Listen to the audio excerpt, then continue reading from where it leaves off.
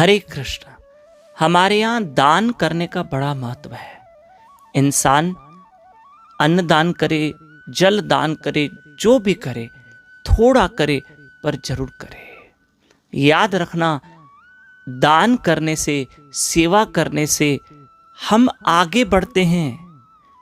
कभी देखा है कि जो बहुत बड़े तालाब होते हैं उसका पानी कितने जीव पीते हैं, लेकिन आपने कभी उन तालाब को या उन बड़ी बड़ी नदियों को देखा है कि सारे जीव पानी पी के जाएं और फिर उसमें पानी ना बचे?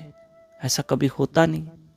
ऐसे इंसान अपने जीवन में जो भी थोड़ा बहुत दान करता है वो कभी पीछे नहीं जाएगा, कभी नहीं।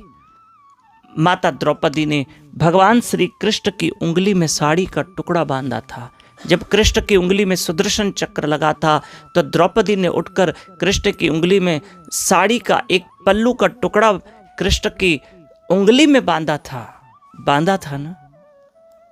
अरे उस टुकड़े में जितने धागे नहीं थे उससे ज्यादा तो मेरे हरि ने उसे साड़ियां दे दी।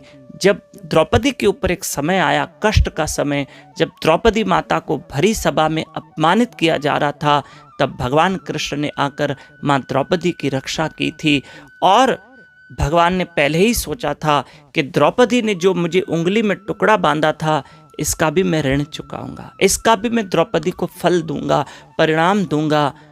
जब वो समय आया, द्रौपदी के ऊपर कष्ट आया, अब भगवान ने सोचा कि जो द्रौपदी ने मुझे साड़ी का टुकड़ा दिया, अब द्रौपदी को साड़ियों की जरूरत है, जाके मैं द्रौपदी की सहायता करूं।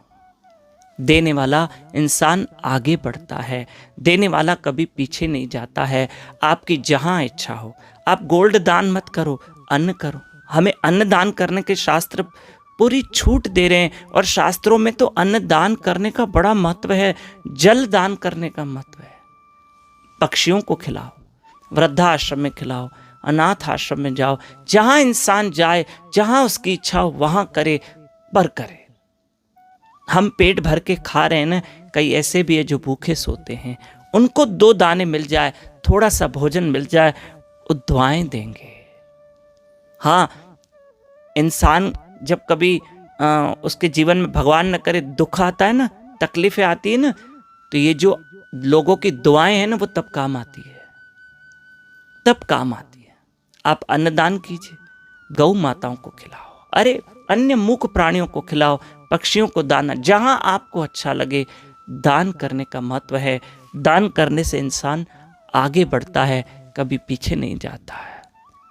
क्या जितने भी जीव नदी में, फिर से कह रहे हैं हम, नदी में पानी पीते हैं तो क्या नदी का पानी कम पड़ जाता है? नहीं नहीं नहीं, कभी नहीं, कभी नहीं।